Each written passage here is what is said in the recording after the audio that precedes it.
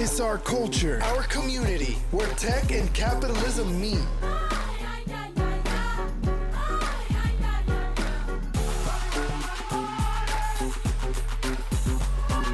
This is Cap Culture. No cap. So happy New Year to us and all that we've accomplished in 2019. They're gonna see another episode before they see this one. Yeah, that's all kind of different stuff. But it's been a wild ride. I think we've learned a lot about what it means to host a podcast. While we manage all the other things that we're doing while trying to do this. We got a lot going on. Shout out to everybody in that podcast that does like video series. Like, we understand. Yeah. Like, I didn't even understand, like, okay, so I just thought, like, shoot, record, you're done. But, like, with what we're trying to do on the aesthetic and, like, the video, there's so much more than just, like, talking on wax, but it's also, like, the editing. Right. It's, like, when are you going to post, the content you're posting around it, making it engaging. Right. I think the biggest challenge has been the engagement piece, though. I think that, and it's not even really our fault. I think we have great content, but, like, Instagram, who owns Instagram now? I'm mad at them Instagram because their algorithm is wild. Instagram by Facebook. Instagram is a wild place to be when you have a small business that you really want to promote. But I think we've learned a lot about what it means to have a small business and how to work around that Instagram algorithm and how to really, like, you know, engage our targeted audience. I'm proud of us. We did a lot. 2019 was a big year for us. This is something we've been talking about. We started early in the year, too. Yeah. And then, like, Jeff recruited me via Instagram DM, and I was like, and that was, like, early last year. It had to be, like, what, February, March-ish, because I met y'all both. Yeah, it was after we met. At some hackathon, techie tech. It was like that Disrupt. No, it was a hackathon. It was the Maverick Gaming Facility. Oh no, that's it was through Impact House. Hack the Culture, yeah. Hack the Culture was the name of the event. I said Disrupt. But they had a Disrupt Dallas too. Yeah. Which we all did go to that. That's where it all began. Happy. And then I remember what, like, really drove us, like, what was a catalyst for us to, like, get our shit together and start was because we were supposed to have our first meeting. And then that was the day that Nip died. Remember? Yeah. We were all together. Disrupt Dallas. Yeah, Disrupt Dallas. And we were all getting ready to go from that facility to wherever we were going to record at. And that's when we got the news about Nip. And we was like, man, postpone. That was a hard week. Damn it, Nip. R.I.P. to a real one. My bad. Yeah, I feel like I think it's an important, like, time frame or, like, a piece in the capsule or what we're trying to create with Cap Culture. Yeah. Because I think he really represented and symbolizes essentially what we're trying to do within this space, and that is the emergence of capitalism and culture and technology, how those things intersect, and really taking it from the lens of education. But as we all know, and with various projects that we do, consistency is definitely a key, and he talked about it being a marathon, and like, this truly is. You know, 2019, we learned so much within this space as we've also juggled our various projects and have had amazing different changes in our lives as we all elevate. Shout out to all 3 of us.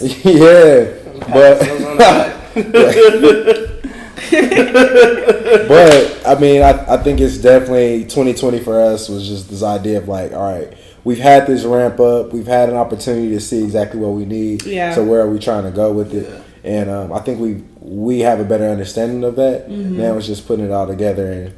For sure. I think one of the transitions too, because, like, when we first started, I think we were really honed in on tech specifically. And, like, the culture in tech. Yes. And I think that's something that, like, we're all passionate about, but I love how we kind of, like, pulled it back a little bit and, like, brought, like, business and community into it as well. I feel like you kind of have to. And it makes it so we can better translate for people that aren't, like, in tech. Like, we're all using tech, we're all experiencing tech and, like, the new digital age. But, like, there's a lingo that not everybody speaks when you're, like, deep in tech, like maybe we are.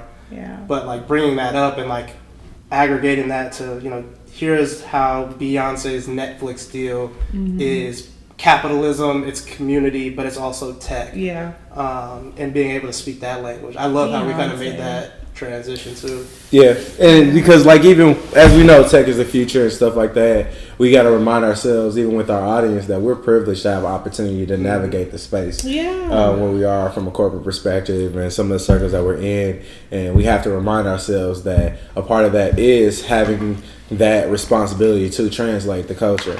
So and translate that back, that lingo. I always use that example of like flipping versus arbitrage. Like we all know, like arbitrage is this thing, you know, that businesses are doing. They're buying things up, and then there's, you know, they're building it up, making it better than what they purchased it for, and then they're selling it off. And you know, if I say arbitrage to some kids back in my hometown, they'd be like, what? But then if I said it's like flipping your shoes. It's like a flip. Oh, it's a flip.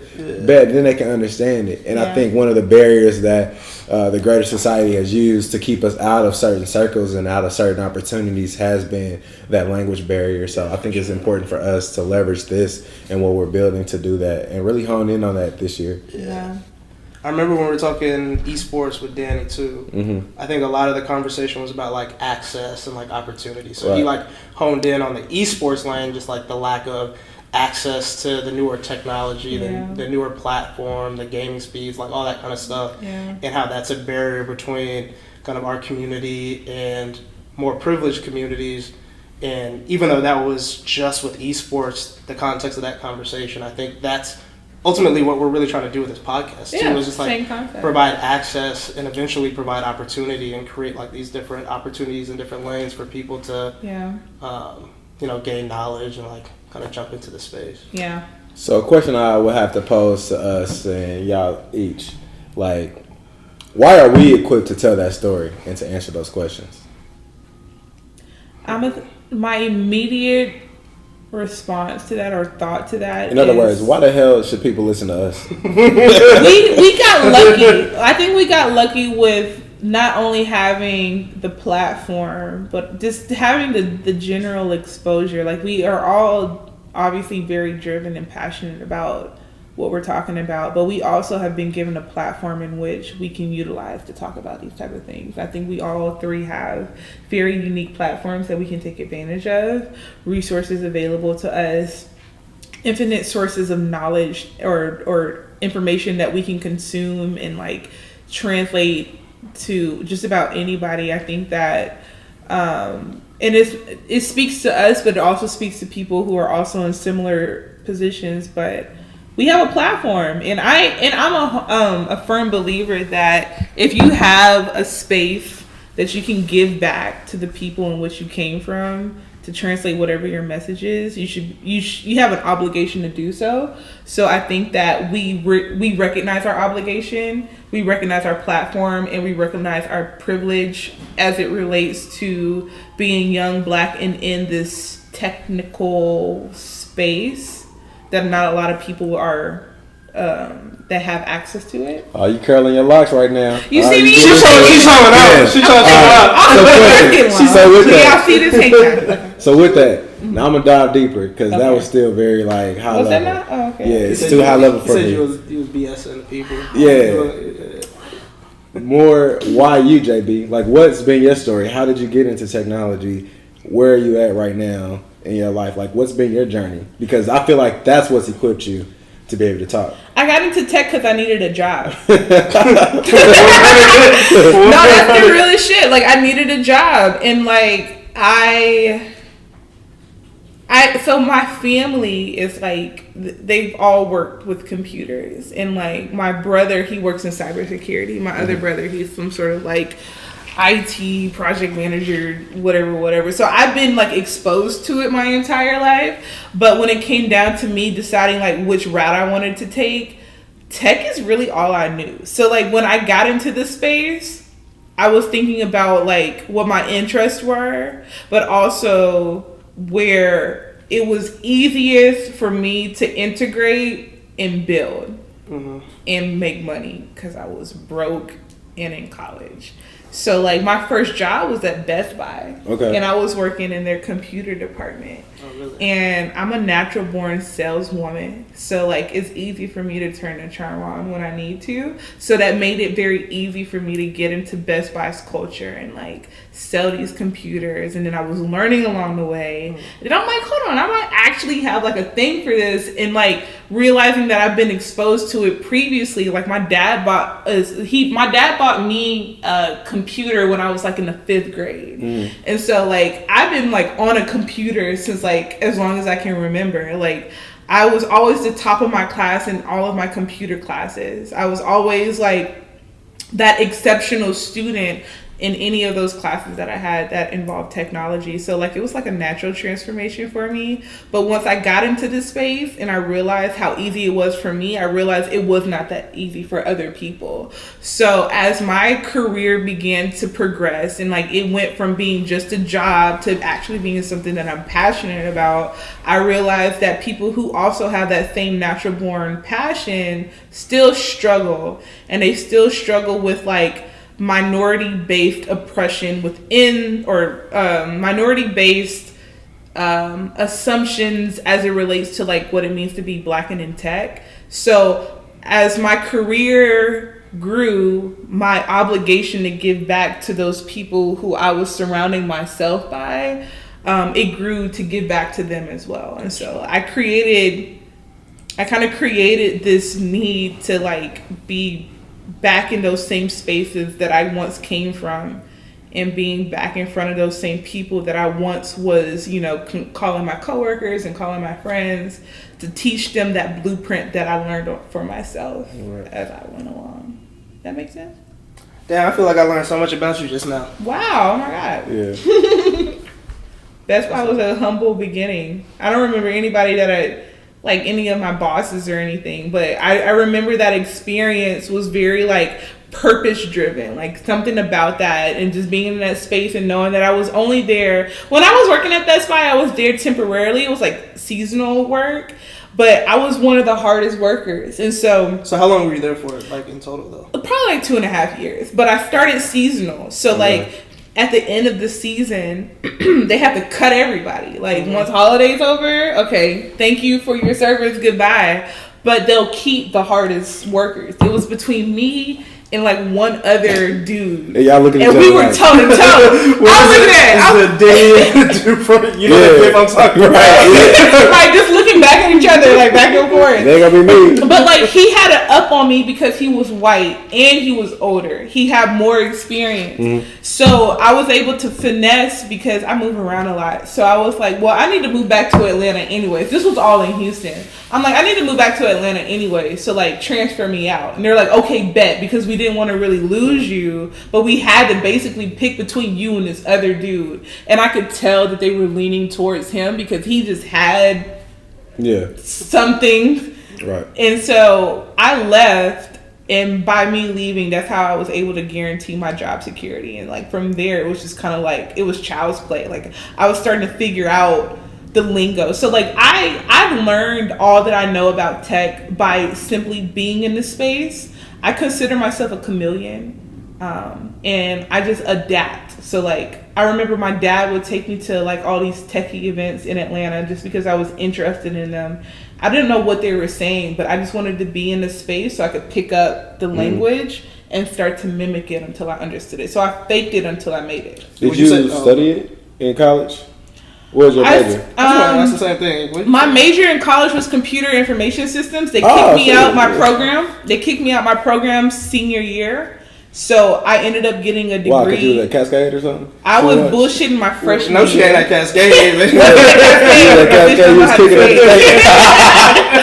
But I was bullshitting my first year. And he said she was that honest.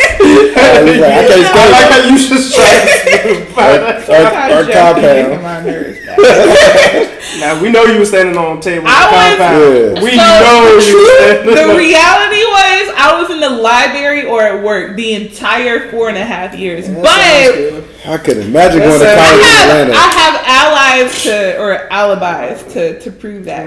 But what I'm saying is that I wanted to get into this space so bad, and I had no idea how to do so. I knew from working at Best Buy, I had an interest in it, but I was like, how can I get into the field when nobody is supporting me? So I would just put myself into all these different like little tech events that they had in Atlanta. I knew nobody. I had no idea what the conversations was about, but I just wanted to be there and see how they interacted. Are you passionate? Would you say tech is your passion? Yes. Like what? Okay, so what I about think tech is my passion, but getting people into tech is like becoming my bigger passion. Because I see how it works now, and I'm like, it doesn't have to be that hard for anybody. Like I'm really passionate about passing that blueprint over to whoever needs it. But you're not gonna tell people about where you work after Best Buy, huh? I was about to say, because I don't know if they need to know that. So like from Best Buy came Microsoft. Thank you.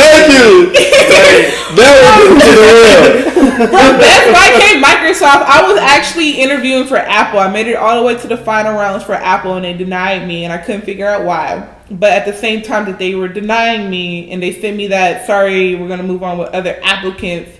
Y'all know that letter. I hate that letter or something. That copy and paste. Yeah. After they... At least I get letters. Right. You know how many times I've been ghosted? After they denied me, within like a week's or two's time span, Microsoft reached out to me. And I was actually super nervous to go. I'm like, no, I'm going to stay at Best Buy. I like it over here. I done figured the culture out. Like, it's cool. And a pastor came into my job, and he gave me some really inspirational advice, which was basically like, the world won't know your ass until you show it. And I'm like, ooh. Yeah, pastor told you to show your ass. Pastor, verbatim, that was his word. Were y'all in Atlanta? I was like, all right. Get out there and show your ass. And so from there, I went into Microsoft, and I figured out the language, and then I moved over to Google. So here we are. Yeah. That's dope. Yeah. But that's really what I wanted to talk about in that capacity, because you spent, and as we know, last year, as we got to know you more, that's how we were introduced to you. Like, you were acting on behalf of Microsoft, going there, trying to, promote, highlight all the things that you all were doing. Yeah. But then also, you were putting together various events that brought people within the black tech community to Microsoft. Yeah. So definitely. But it's funny because like y'all need to know the story of how all three of us met. How did we meet? I don't even know. I know. I was there for the whole thing. So I didn't know where I was going. I know it was an Impact House event, but I didn't know like where the venue was. So I pull in, and this part is actually very important. So I pull into the parking lot, and I get out my car. And I'm stumbling because, like, one, I don't know where I am. Two, like, there's too much stuff coming out the car with me. So I'm stumbling out my car, and I look over, and Jeff is literally getting out his car at the same exact time. And he was like, "Are you going to the event?" And I was like, "Yeah." Okay, let's walk together. And so that's how me and you started talking. But the conversation continued into the venue. Right, yeah, because you didn't know where the venue was. I didn't know where, right. And so me and you are talking, and we're in the venue now, and, like, it's cool. But then you walk up. And I was like, oh, I know you from Instagram because I reached out to you like a month ago about speaking at an event that I'm putting on at my job. Okay. And we recognized each other. Mm-hmm. And so like that's how we all three got into conversation. And I don't remember what all three of us was talking about, but we had enough of a connection amongst us three where Jeff slid in DM like a month later. Was like, hey, we got a podcast. I remember me and Jeff, because this is something we've been talking about. We've been talking about for a minute. Yeah. And then Jeff was like, he texted me, he was like, I think it's Janae. I was like, what? I was like, I think that's the third person. Like that's gonna balance us out. That's gonna bring the structure that we need. Like, right. Because we were like, we can't do this by ourselves. Yeah. We both are very similar in our path, and we just get our head down and we just drive. But we needed someone to reel us back in and get us on path, and also speak from a different voice. So. Yep, and I think you relayed all of that to me via DM or via however you pitched the whole conversation or the idea of podcast. And so I think that's where Cap Culture like really got its footing. I mean, the idea was already there. For sure. Yeah. I guess I feel like with Cap Culture too is like, for me speaking personally, I'm not necessarily knowledgeable in everything that we're talking about. So like esports, didn't know shit about esports. Sneakers, didn't really know shit about sneakers. Cannabis, you a sneakerhead? that's what I'm saying. Like, this forces me to like really like dive into these different topics that I know we participate in and like, that I know on the periphery. But then like now I'm like Googling like everything about sneakers or everything about esports and like finding, you know, different avenues that we as a people can like jump in. So like for me, for example, with like the cannabis episode, like I know cannabis to an extent, but when we started talking about like supply chain, I'm like, oh shit, there's like a lane for like an Amazon for, you know, weed. And like that's when I started geeking out and like finding like there's different avenues besides what we just see on the surface with a lot of these things. Like sneakers, like once we started talking about how they're an investment and like the ROI, like I was like, shit, I'm about to download the sneakers app and like start participating now that I'm knowledgeable. So I think for me, I'm just curious. So I like digging into like new topics. Yeah. And I think that's a lot of what we do on this podcast. But that works for you in so many different areas of your life too. Like I feel like even in your job, like your curiosity. I have to be curious with the work that I do. What do you do? So I'm a IT and management consultant. So I've been at the same company since I graduated college. And backtracking, I went to school studying biomedical engineering. So I was like deep like engineering and tech nerd at Georgia Tech. Interned a few places, and I was like, okay, this is too much. Like, I'm not trying to sit in a cubicle and like crunch numbers all day. So I picked up a minor in technology and management. So I got to bring some of the business aspects in, and that's when I kind of like dove into consulting. So I was like, what I know that I'm good at is I can translate between tech and business, or like tech and then just like everyday, bilingual, you know, whatever. And like I was thinking about that recently because somebody was like, why are you so good at being able to just like boil down hard concepts into something that's simple? And like my dad, he was in sales, so he worked for Kraft Foods, so he was pure business. My mom went to school, she studied computer engineering, so she was like the tech. So I kind of brought them both together, went to Georgia Tech, kind of did the same thing in my own right, and then transitioned into tech consulting. So a lot of what I do is just like learning about different technologies, trying to figure out how to make them work for different companies. And in that, I'm starting to learn about business and like where there's these gaps that like our community doesn't really know. So like being able to say like, here are the 2020 trends for technology when it comes to consumer products and life sciences. These are some dope ass conversations that we need to be having as a people. And what I really like about the podcast is we can make it applicable to, okay, Beyonce's rollout strategy. These are things that Adidas, Nike, like all these companies that people are working at and shopping at have been doing. But now we can really make it relatable to our community so they can kind of learn and like jump in where they want to jump in. So I think that's dope. And the fact that I think all three of us are pretty curious about a lot of different things. We are. And we're bridge builders. So like when I think about from an entrepreneurship standpoint and some of the things that we're all involved in outside of this, pretty much everything that we're doing is providing access and opportunity to our communities and to people that are disadvantaged.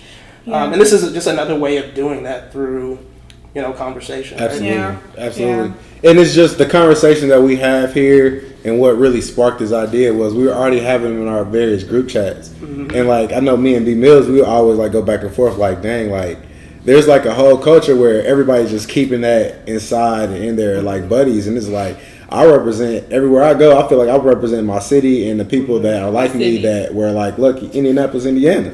You know what I mean? AKA the NAP. But representing people that I felt lucky to be able to go to Indiana University, graduate from Kelley School of Business, the top 5 public business school, and to have access to the various internships or work at companies like Altria or Marlboro.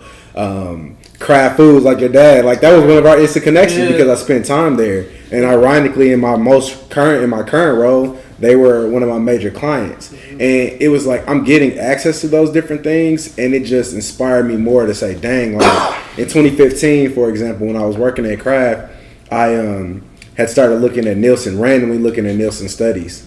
And I saw that they were doing diversity intelligence series, and they were talking about how our industry or consumer product goods, food, sneakers, and retail, how black consumers were shifting and like bridging the gaps and like were a huge opportunity for these big companies, and that companies were missing out on connecting with these that community, not only as purchasers and consumers, but also as people who influence other people to make decisions. And that's why they were trying to argue that companies need to make more emphasis on that. And I think that's really what sparked my interest in tech. Fully came a full circle moment, but not the true like, oh, coding here and the hard products over here, RAM, and I didn't care about that stuff. What I was most passionate about was how people were leveraging data to tell stories. I was doing it in my sales roles, and now as an analytics consultant, I'm doing that, and they call it insights. But this was the first time that I could say, okay, cool.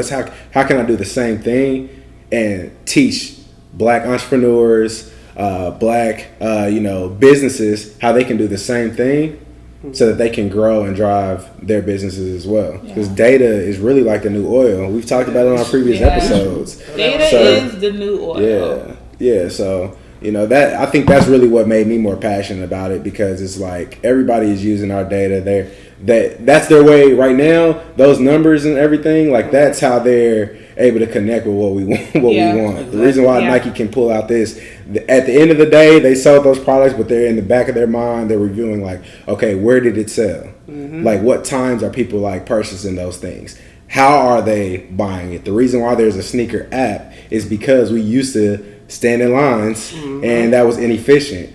So they were taking and studying our processes, and they were finding a better way to do it. I was just thinking about this as you were speaking. You're kind of like you're able to speak to like what the Black buying power is. You're able to like translate it, and then I'm like somewhere in the middle between that in terms of like allowing my platform to speak to some capacity. I like that we all have like our niches that make this podcast what it is. Because I think that you can speak to the industry itself. I think you can speak to the business community specifically about how businesses are doing things, and then I can speak to consumers. I can speak to us as far as. Have we ever had this conversation? No. I feel like we just like intuitive. We've never said that out loud. Because I just had like a mind blown emoji right now. Right, because I've been for so long. It was like how I got out of sales and into insights was for that same. After I took a break, I quit my job and I started working at a startup company.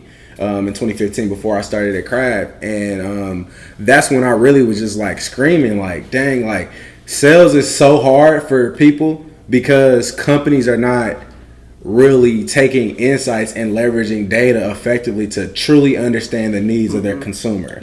And that's whether it's outside business, whether you're selling doors, shipping packages, or if you're freaking selling Nikes. Like if you have to understand what the ultimate consumer, how they are embracing and what they're utilizing it for, and that's how you grow and drive your business. That's one thing that Black companies in particular don't typically have access to because they don't have the various resources available to manage the infrastructure to have it. They don't have a Nielsen portal. I'm selling chicken wings, I'm selling all this food, my food slaps. But I don't have the resources or even know that something like that exists to help me actually understand what's moving outside of my door. I'm having to do that all manual.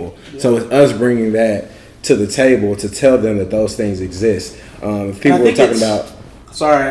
No problem. Tell me if I'm about to go on a tangent, because what you just said, like, that's another instance in how there's this, opportunity gap between, like, some of the tables that I'm sitting at with, like, these Fortune 500 companies. You be sitting at some real serious tables. Right. Like, knowing, like, okay, here's what they're doing with, like, Amazon Web Services to, like, do their data and how they're using artificial intelligence to just kind of mine their data. And that's how they're creating, like, when you go to Instagram and you see the things that you just talked about and the things that you think about and things like that creepy shit, that's all data that they have sitting in the cloud, and they have artificial intelligence targeting you based on how you talk, how you look, and what you like and what you're kind of speaking about. But the next business, the Black-owned business, minority-owned business, we either don't have access to some of those platforms, we don't have the technology, we don't have the processes behind it. So there's that opportunity gap, and in a way, these are some of the things that we're starting to expose through our conversations. And I think it's important as we continue to do this in 2020 that we, bringing more of the tech in, find ways that we can kind of like scale and like educate. Okay, here's what Kraft Foods is doing or what Nike's doing. Here's how you can do something similar, for your small business, your Black-owned business, whatever.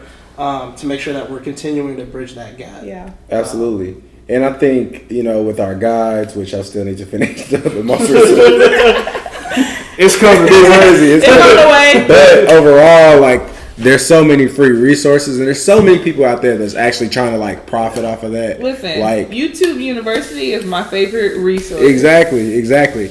But you got to know what to search because those algorithms. Every time I go to YouTube, they got up like about one of my favorite podcasts. Recommendations for you. Blow and Smoke or whatever that podcast is. It's talking about the NBA and stuff. Like all that stuff is shown on my home screen. Yeah. And then my inspirational stuff, existentialism and Stephen Furtick, like all that stuff is right there every time I open it up until I like plug in something else. Yeah. So we got to show them and like teach them and teach our community about ways to even and it's kind of like as we're educating ourselves, it's like making sure that we're passing that down. So just shit. We're fun stuff. Yeah, and it's like the other thing too is like we need to make sure that we're putting our peers in an opportunity to win as well. Mm-hmm. Yeah. So like for example, I'm working with companies that are looking for like vending machines that are using artificial intelligence. Yeah. And like we're looking at all these major companies that are doing it, and then I had to sit back and think like, oh, like Maxie at Goodie Box, he does that too. Don Dickerson, she does that too. Yeah. And it's like any other instance, these big corporations might not know who these smaller companies are. But we need to make sure that we're doing our job of making sure that we're shining a light on them too. I think we can do a better job of that. I know we have done that, but I think we should continue to do that. And in 2020, I think that's where we like take whether it's the guide or even our social presence to the next level. And that's through, we're translating that, and now we're saying now it's taking it to the lens of highlighting it. Because we know what the trends are. Yeah. We know like what people are looking for. And we're at those tables or we're in a position to like shake it. Right, exactly. You know what I mean? So no, that's definitely a critical thing, especially when like art. Yeah. Like that's one of those things that's just so overlooked, and we know it's so like cliche, but when you think about like just a hard commodity, and it represents our culture so much, and the Basquiats, like there's 100,000 of them right now that could be just like that next year. Yeah. And it's even like bridging the gap, like bringing it back to capitalism too. Yeah. Like I think there's a big opportunity to bridge that gap between art and business. Yeah. Like we were thinking about like what is it, Jack Daniels, Art Beats and Lyrics, and like Art Beats and Lyrics. What Effenbach is doing with artists out at Art Basel, like companies are starting to catch on the impact of art, especially with our community. So we need to make sure that we're shining a light on these artists. And like, an episode on that. We do, and I think also technology plays into its role because that design is still the same thing. Like it's an art to UX, user interface and user experience. It's an art to how Instagram looks, the Facebook platform looks, and there's people that's designing that, creating those different patterns and the symbolism behind those patterns and colors and stuff like that. So there is definitely a correlation there that we can also speak to for artists as well. Yeah. So we just need to have a whole episode on art. We got to get Rob.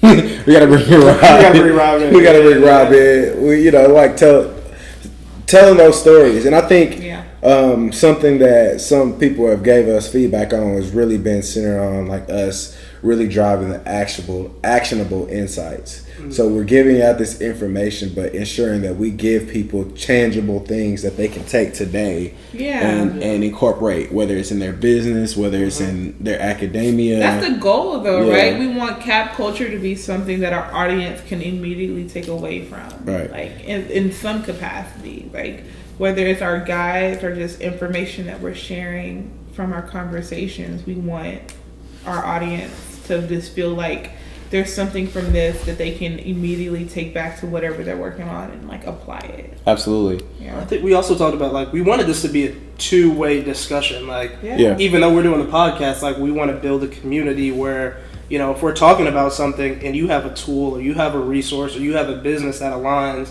and that can be helpful for the greater community, like let us know. Like we'll put that in our guides. We'll put that on our website. Pull up. Pull up. Like, if you want to do a blog post for the website on a certain topic, like we want to make sure that this is kind of like a for us by us, shout out to FUBU community. that's multi-directional. Yeah. We're not the experts with everything. No. We're just curious. We like Right. talking about it. We like translating. I was like sitting there like that meme of our favorite singer. I was like, I ain't know nothing about it, but it's so important. And I think with that, it's also us focusing this year in 2020 on truly like getting to the events. You know, I do events in my hometown. You do events across the nation. Starting to do events. Well, Well, you've been doing events. What you mean? You've been doing corporate events. New company. Yeah, but still, like we have that, and be honest, like our shit slaps. So it's just a matter of like us doing that here and figuring out a way to bring that discussion and those dialogues into a spot where it's like, we're partying, we're kicking it, but then we're also having these conversations of substance. Yeah. So I was thinking too, like, okay, so in corporate America, like, where are like these conversations and these deals? Not necessarily saying with like our community, but like where business deals get made. That's The happy hours getting beer at the hockey game, at baseball game. Golf. We need to do the same thing for us. So we were talking about like if we want to go skating, if we want to go bowling, if we want to go do brunch, like let's create these opportunities for these discussions to be had, for business deals to be made, for people to learn more about each other and what their passions and their interests are. Absolutely, and I think we did that across the table at my birthday when we all went to the DR, and I think What a great trip. it was a fun trip.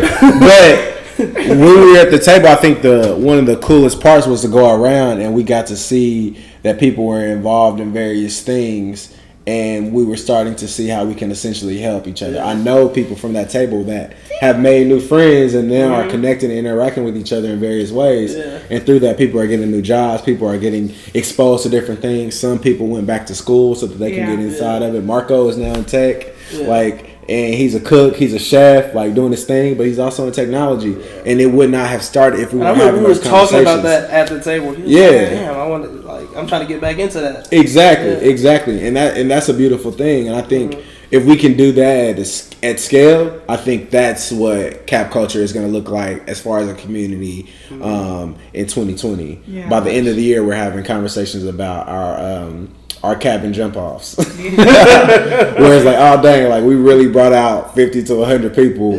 Everybody is talking about their various goals. We're reaching out. We're having goal planning sessions. We're having like turn ups at night, but then we're getting out on this trail doing team building and yoga and all the various things to help our mental as we're young professionals or young urban people trying to do our thing within in these spaces. I think that's where we're gonna go. And that's the direction we'll have to go, because I think no more is it.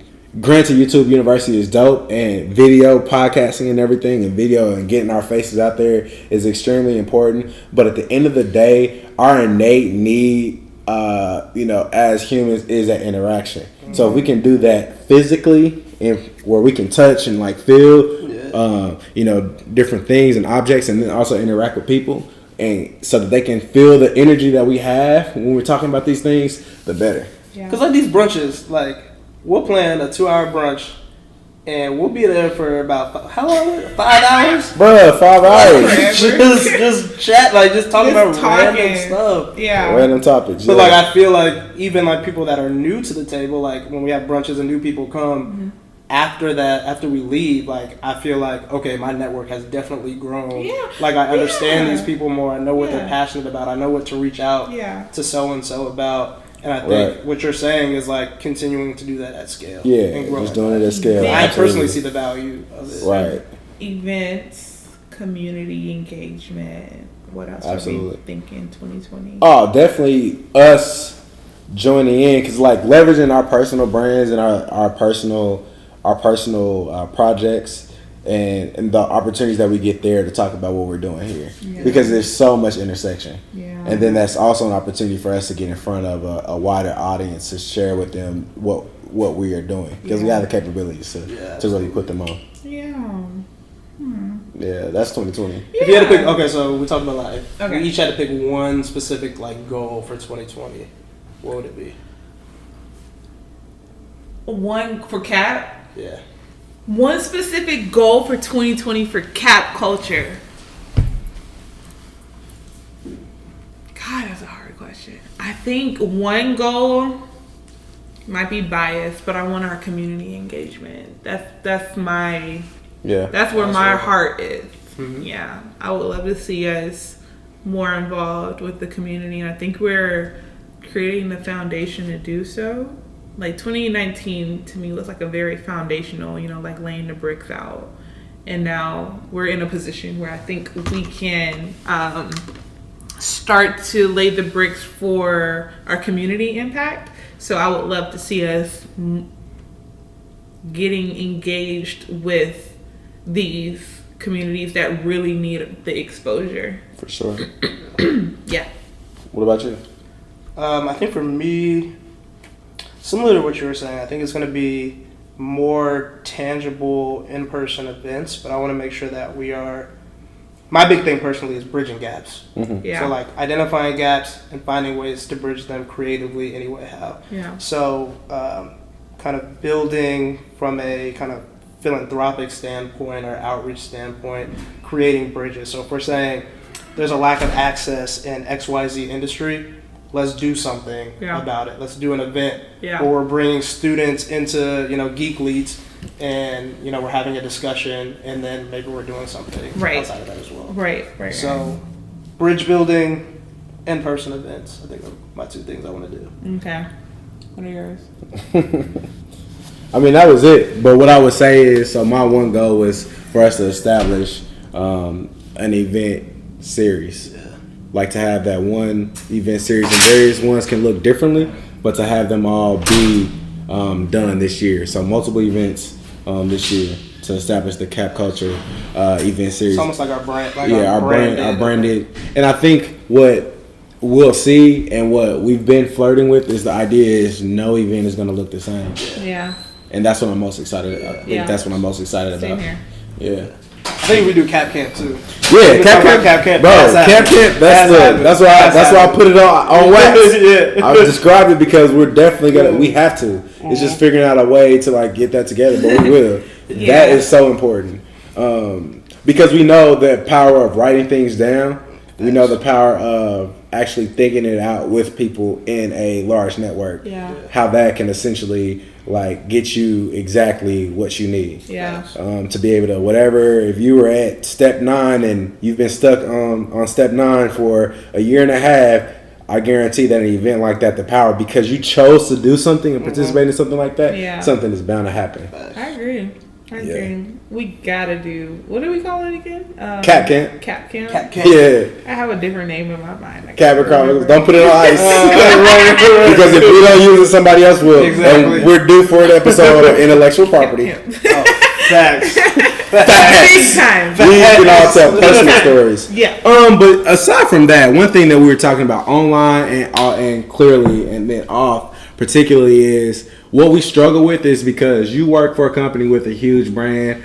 I'm transitioning to a company that has a huge, like a super huge brand. You work with companies that have huge brands, and it's us getting comfortable with, flirting through and talking about navigating that corporate space and our personal brands and how they intersect. And that is where our growth extends. I think that's where our hesitation in 2019 was really centered on us trying to figure out which side we're going to be on. Right. But in 2020, I think we've made the decision on which side we're in. Yeah, I think we figured it out. And I think that's the power of working for companies that genuinely embrace who we are. And I think that also should be an episode where we talk about being your authentic self in the workplace. Because we all have bad experiences with it, but we are now walking testimonies essentially of what it looks like from the good perspective. And we have so many people that don't have that experience. Yeah. And it's trying to balance or don't feel comfortable, telling people, oh, well, I do this gala back in my hometown, or, I manage a nonprofit that teaches people, about passports, or, Speaking of galas in our hometowns, don't you have a gala in your hometown? Yeah, but this is not the time. But as an example, exactly. Those things, being able to feel comfortable about that makes it easier for us to put it on wax. Yeah. That's so real because my biggest thing when I'm putting a content strategy together for to fly my personal brand or whatever it is, I always think all right, so what would this LinkedIn post look like? Right. Because it's so different than my Instagram right. post. But it's like, I had to get to the point, I think last year, the year before, is when I really got comfortable, like, putting, here's what I'm doing with Two Fly, here are awards, here's what, like, so-and-so is doing, here's what I'm raising money for on LinkedIn, knowing everybody in my company and stuff like that. Come on now. I think we should have a part two. From the guide at least, we need to like talk about like everything. Yeah, I think that, or maybe we should do some IG stories where we just talk about that. Like we should. Yeah, that's a good idea. Yeah, we'll do a video where we get to talk about the crazy thing is, audience, y'all don't understand that these two are like extremely plugged in with their own nonprofits and their own community impact. So it would be great to include that in anything that we do. Two Fly, Party Girl. Yeah, I think so. I think that's us deciding. I think we've decided that that's what we're gonna do this year, and it's only gonna help propel our message forward. Yeah, for sure. That's why we have to pull and take a step back. Yeah. Now I have a question for y'all. Ooh. Okay. Oh, gosh. You did the hand clap. I don't like it. Okay. I can't. I guess this is how we can close it out. So we were talking about 2019. We're talking about what we're looking for as a brand. Now, what are we looking forward to, whether it's like in trends and like culture, tech, music, fashion, whatever else you want to talk about in 2020? What are you personally most excited or interested in happening this year? That's a great question. See, those are the type of questions you gotta like give No. us a little heads up Right. on. You want me to start while y'all think about it? Because he got an answer. Right. Because I you thought about this before. I kind of do. So two things, like I've been extremely passionate about PlayStation my whole life. Like as soon as PlayStation came out, with like I was PS12? on it, and they're coming out with a PS5. Oh. So I'm curious to see exactly like now, given the virtual reality realm and how everybody is flirted along with that, and then the success of PS4. Yeah. What is AI going to look like as it pertains to AI and virtual reality? What is that going to look like inside of the PS5? Yeah. Is that even a part of it? So I can't wait to get my hands on that. I believe it's coming out this year. And then secondly, of course, like it's got to be sneakers and fashion. I'm excited to see which new collaborations are coming out with the various brands, and then who is going to be some of the emerging black creatives that are partnering with these large brands, and what those deals look like. I second that one. I'm very interested in seeing that as well.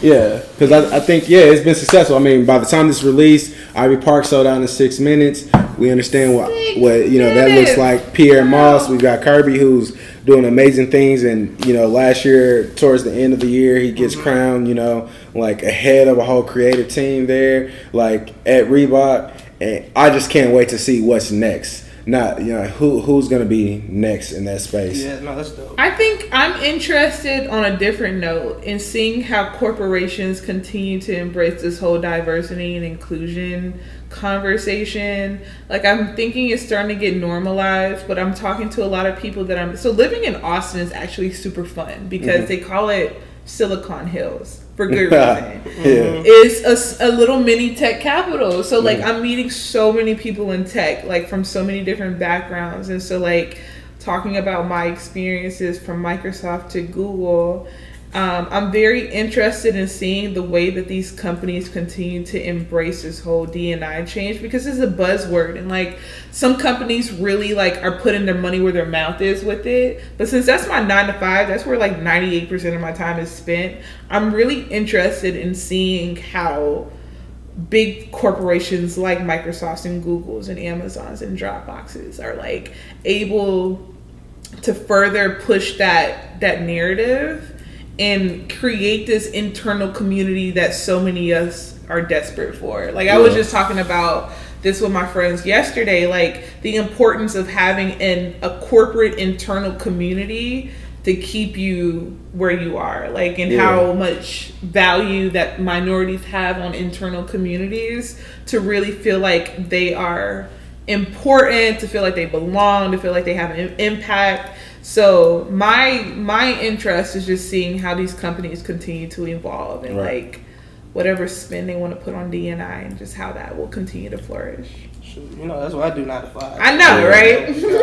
That was low key triggering. I think for me, like oddly enough, so I think Cap culture like forced me to like get interested in things that I traditionally wasn't interested in and curious. So cannabis. one, Cannabis. I think one is the concept, just like the music industry in general, but more so the data behind it, and how data is going to drive kind of decisions and deals. So just like the whole streaming industry, I feel like it's like the wild wild west right now with streaming. It's just like you see like how Justin Bieber and like so and so are like trying to artificially enhance their streams and get people to stream shit overnight so they get the numbers up, like all that kind of random stuff. So like how to democratize data when it comes to music, and how that in turn is going to affect like deals. So like when you think about music's impact, it's more than just like what we're listening to. Companies use it to market. Songs are sampled. They're used to for like experience, like all these different types of things. The gaming industry using music. So just kind of how the model behind like music deals and streaming are going to change, which I think this is going to be a big year for that. I can see that for sure. I think the second piece too is going to be experience, like how do I want to phrase it? Like influencer deals on a macro level. So like we've seen what Rihanna did with Fenty, which isn't necessarily an influencer deal, that's her brand, but we've seen what she did. We've seen what Beyonce has done with Ivy Park. We've seen what Pierre Moss has done with Reebok. So just like now I think big corporations are like, oh shit, this is a revenue stream. Like, look at what happened to Adidas just now. Let's figure out how to do these influencer deals. And I'm curious about like how these deals are going to be structured. How I think Beyonce kind of really set the model. Beyonce and Kanye kind of set the model for like how a well-structured deal should look. But how corporations are now going to start to play into that. Because there's still so much ROI out there, even if they do it where they're giving people their fair share. Exactly. Yeah. So. And even more emphasis on the cannabis industry. This is not a personal interest, but just a business interest for me. I really would love to see the way that the cannabis industry, given that it's considered like the last frontier for Black wealth or whatever phrase they want to coin it as, I'm interested to see what comes of that this year. Especially with just how much it's like impacted our communities. So impactful. Before adversely. Laws were changing adversely, you're saying it can essentially propel us, but yet there's certain barriers that exist. So many barriers. I can't wait for part 2 when we get out to LA. Yeah, exactly that, and definitely when we air this EP episode, I'm really excited about that too. I think the last thing that I'm curious about, just because like I don't know, I'm curious about everything, is the election this year and how that's going to impact some of the topics that we're talking about. And I don't want to dive deep into it right now, obviously, but like I feel like, especially on the Democratic side, there's a lot of ideas that are being put out there that could drastically impact the culture, positively and negatively. This might be a really impactful year to political culture. Politics, it's an election year, so politics. And then this year, the bounce back with data. Data integrity. Oh gosh. Fake news, false news. You guys know that Google has reached quantum supremacy, right? So like this whole concept of data. So basically, that's so like. We might need to cut that out. I don't know if that was. Talk about it later. But like, okay, sorry, we brought up politics. Last thing I'm gonna say. I remember Beyonce and what is it? Beto. Remember what she posted? Yeah. I'm curious to see what the culture is going to do for this election, if anything. Because like I just saw like right now, Dave Chappelle just like back yang. I'm about to say, I think the political figures are starting to look to these influencers. That's what I'm saying. For like, yo, can you post this? Real quick? Yeah. That's a tangent. I think that low-key might be that would be really interesting because I am interested to see how politics and influencer culture intersect, because I feel like it's starting to do more and more. It needs to me. But if it's done the right way. If it's done the right way. We just don't live in a world anymore where these things can exist in silos. As we've seen. Like it can't. As we've seen. Like we struggle with our brand, like with our stuff. Great. I was like, well, thank you. But I think that's been our struggle at the micro level. But at macro level, these past years, specifically since 2016, gloves have been off, and whatever people were thinking or living in their personal lives is now at the forefront. Yeah. Technology has forced us to do that, and you have to pick a side in that regard. Yeah. So, and I think the side to pick is to understand that society, like you're one person. Yeah. So when you show up to work, that should be in alignment with who you are. Like you're operating at maximum frequency when you are the same person at work as you are when you're sitting right here on this fucking couch, talking back into a lens to educate people. Yeah. And I think that is one of the things that we're going to see this year. It's a make or break year, and the political landscape is one of the things that's going to like be a predictor of that. So it sounds like we got great content coming up for you guys. That's my episodes to record. Yeah, got definitely some notes on it. But hey, I'm excited to be in this with y'all. We got trips coming up. We're gonna be doing trips. We're gonna be supporting each other, supporting the friends. We got all events. of the above. Yeah, and you're gonna see us consistently this year. So I'm excited. I'm excited. Can we tell What them is that? that? What is that? The corny goatee. The goatee give me a high So five. bad. Okay. We can cut that out. We Cut it. And then what you gotta do is, Jay, when you cut that out, then you gotta cut in out west, because that's my shit. Bang it out west. Well, Shake it out regardless, west. Cap Culture always appreciates you guys. We will always have a guide up for the resources and the things that we were referring to today. You guys will have access to all of the information that we're talking about, links and all that fun stuff. So please make sure you subscribe, share with your friends, and let us know how you feel about this. We're constantly trying to figure out ways to improve. This is for y'all, by us. It's a FUBU style mentality. So yeah, let us know how you're feeling. But thank you for always tuning in. We appreciate the loyalty. So, Absolutely. 2020, let's get it. 2020. gang gang. We told y'all. Shout out to Boosie. The newest member. The newest member. Get online. Oh, it ain't my fault that y'all people was selling it in the mall for the low. That ain't my fault. Oh man. You need to get a him for selling y'all stuff on the low. This cheap. This was a cheap ass sweater. All right. Y'all gonna be online. I'm gonna be online. I mean, I'm trying to do my thing. Oh my god.